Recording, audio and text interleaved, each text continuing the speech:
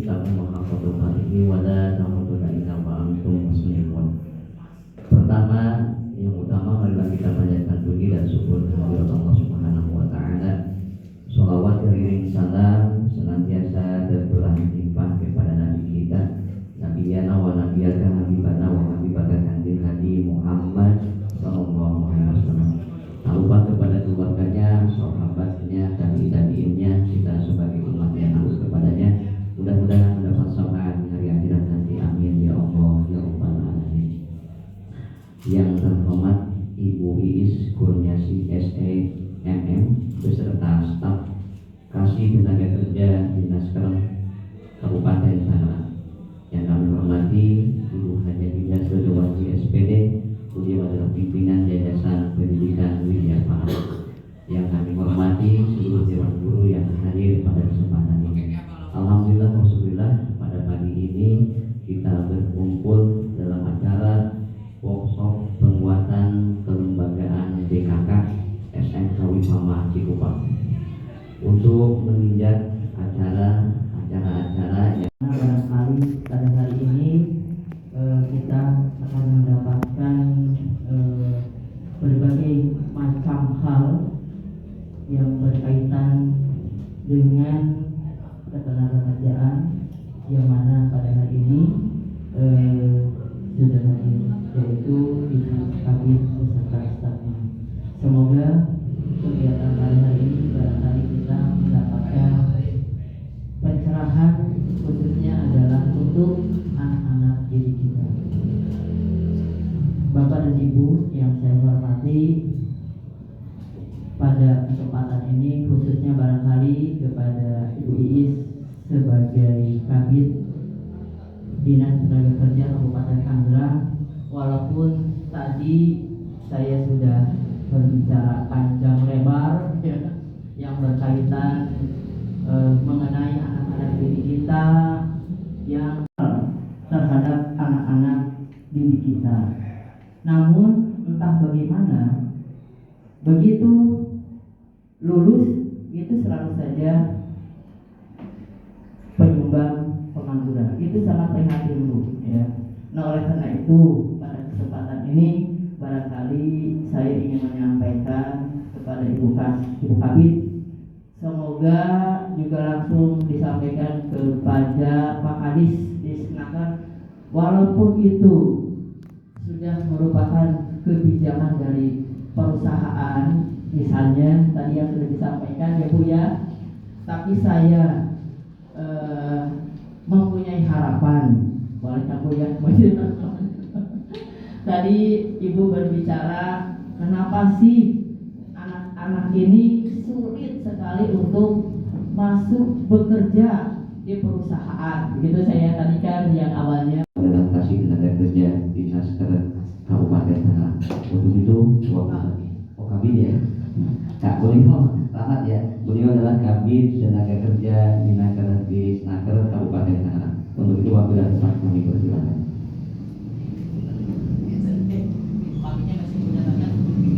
Terima kasih. Assalamualaikum warahmatullahi wabarakatuh. Alhamdulillah, bismillah, la haula wala quwwata illa billah. Yang kami hormati Ibu Haji Tidak Sri Widowati, yang saya hormati Ibu Bapak Guru Wifam SMK Wifama Cikupa, terutama Pak Adi, terima kasih atas ilahnya. Sebelum saya menyampaikan, mungkin ada permohonan maaf dari Kepala Dinas Bapak Rudi Hartono, dan seyogyanya beliau itu hadir di sini karena di awal diberikan surat, saya langsung menghubungi Pak Kadis, dan beliau responnya saya ikut Bu, saya ke sana. Dan ternyata tadi pagi-pagi setelah apel beliau menelpon saya, Ibu saya harus ke Pak PC. Jadi untuk yang terutama Ibu yang hadir ya bersama kelompok. Jadi mohon maaf Ibu. Baik, kita sudah ngobrol tadi ya dengan Ibu Kepala Sekolah, Ketua Yayasan, ngobrol banyak perihal tadi yang disampaikan bahwa kenapa sih susah banget masuk ke perusahaan seperti itu ya, susah banget mendapatkan pekerjaan. Sedangkan kami dituntut oleh orang tua menitipkan anak itu harusnya langsung bisa bekerja seperti itu. Ya bisa mungkin seperti hukumnya ada di Undang-Undang Nomor 13 tahun 2003, terus juga ada di Permenaker 39 tahun 2016. Kemudian dasar hukum dulu. Nah ini dasar hukumnya. Kemudian ada juga di peraturan daerah, kita punya peraturan daerah nomor 12 tahun 2016 itu tentang penyelenggaraan ketenagakerjaan. Yang mana PHK itu apa sih? PHK itu menurut aturan adalah lembaga penempatan yang ada di sekolah. Untuk apa? Untuk menempatkan alumninya. Jadi itu PKK. Dan dibentuk oleh kepala sekolah, didaftarkan ke dinas. Jadi kami itu dibentuknya kan oleh kepala sekolah. Kami itu hanya mencatatkan saja, dan setelah dicatat kami mengeluarkan tanda daftar BKK. Jadi ini BKK itu seperti itu. Jadi dibentuk oleh kepala sekolah, dicatatkan ke kami, dan kami mengeluarkan tanda daftar BKK-nya seperti itu. Tadi kondisi di Kabupaten Tangerang itu menurut BPS nih ya Bu, kita itu pengangguran itu besar sekali. Jadi sebanyak 117.435 orang itu pengangguran menurut BPS tahun 2023. Nah untuk di Provinsi Banten sendiri kita itu ranking ke-6 dari 8.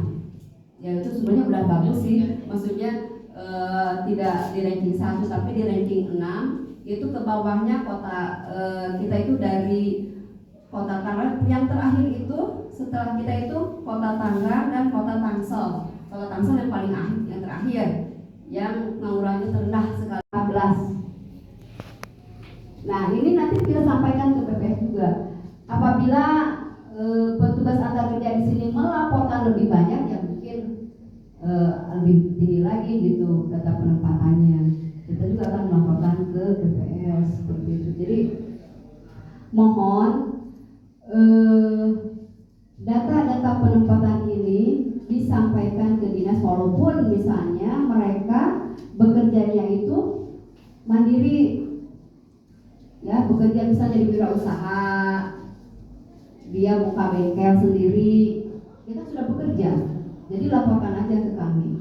Jadi dia usahanya buka bengkel misalnya atau buka warung, itu harus dilaporkan. Jadi tidak yang 300 itu ya mungkin setengahnya lah, yang setengahnya ada yang nikah misalnya gitu, ada yang lanjutan ke perguruan tinggi, tapi setidaknya 150 kita harus ada data penempatannya Pak.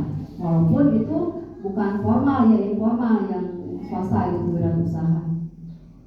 Nah Bapak Ibu, karena keterbatasan kita di penempatan formal, artinya penempatan ke industri itu memang kita itu sangat terbatas. Sedangkan kelulusan setiap tahun itu sekitar 40.000 Bu. Kalau dari SMA, SMK, MA, pokoknya SMA sederajat. Nah kalau misalnya dari SMK itu 14 ribuan kalau nggak salah itu, kalau maksudnya kesempatan kerja itu kita nggak sebanyak itu, tapi kelulusannya banyak, setahun itu terus-terusan lulus seperti itu gitu. Terus tangga itu gimana nih caranya? Sedangkan lo ajukan ke dinas. Jadi dinas itu programnya bukan hanya penempatan formal, artinya penempatan ke industri-industri, tapi penempatan informal juga ada programnya untuk menjadi wirausaha baru. Kita juga banyak ada program pemagangan juga, ya, tapi harus masuk ke BLK dulu. Jadi alumni dari Wipama ini silahkan masuk ke BLK, mau pelatihan apa, mangga sesuai dengan minatnya anak-anak. Kemudian untuk wirausaha ini itu banyak sekali programnya. Pak Ucok nanti akan menyampaikan ada beberapa pelatihan di wirausaha baru Pak Ucok. Sekarang itu banyak banget. Kalau dulu cuma menjahit bengkel, sekarang sudah banyak Pak Ucok. Bisa barista ya Pak Ucok. Tetapi memang kalau untuk wirausaha baru itu proses pengen usaha mandiri. Jadi kalau misalkan memang ada bisa diusulkan, cuma kita biasanya dibentuk satu kelompok Pak. Kalau untuk satu angkatan, untuk pelatihannya dan segala macam bantuan nanti untuk alat usahanya kita 16 orang. Cuma nanti bisa dikelompokkan, misalkan ada 4 orang, dia akan diberikan satu paket pelatihan, termasuk juga nanti ada bantuan peralatan usahanya. Cuma nanti itu kita identifikasi dulu potensi apa yang akan dikembangkan dan juga untuk tempat lokasinya. Kita sampai apa sih kemarin bikin SS ya, kayak es jus apa es teh yang itu kita minuman itu. Jadi polanya seperti pola usaha tenaga kerja muda mandiri. Jadi dari situ ya bertahan. Cuma ya itu kita harus punya membentuk kelompok Pak, tidak boleh secara pribadi. Jadi kita bentuk seperti komunitas yang sudah dijalani ke bertahun-tahun yaitu banyak ada tempat-tempat misalkan tempat-tempat nongkrong. Pak di sini ada bisa buat setim motor. Nah, Pak bisa buat jualan kopi, jualan bakso, ada lagi yang pangkas rambut.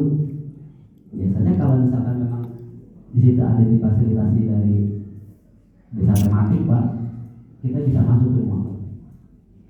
Jadi di situ ada tempat pengelolaan tempat usahanya, di situ ada tempat wisatanya, dia nanti bisa jadi bumdes juga. Jadi kalau dulu ya memang sasarannya kita untuk masyarakat. Nah itu mungkin kami juga tidak yakin apakah masih bisa seperti sekarang atau tidak. Kalau sekarang kan kita dapat sokongan dari PK nih untuk tahun-tahun ke depan. Nah kurang yakin juga Ibu sebenarnya ke depannya. Ya terima kasih. ya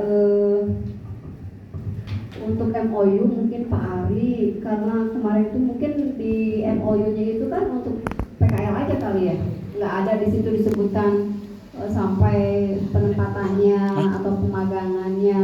Nah, nanti mungkin ke depan bisa jadi di pihak yayasan itu mengundang HRD ya yang telah melaksanakan MOU untuk dinaikkan kelasnya Bu, dinaikkan kelasnya setelah PKL. Mungkin alumni di sini juga diperbolehkan untuk magang di sana, seperti itu. Maksudnya ditaikkan MOU-nya tidak hanya sekedar untuk PKL, tetapi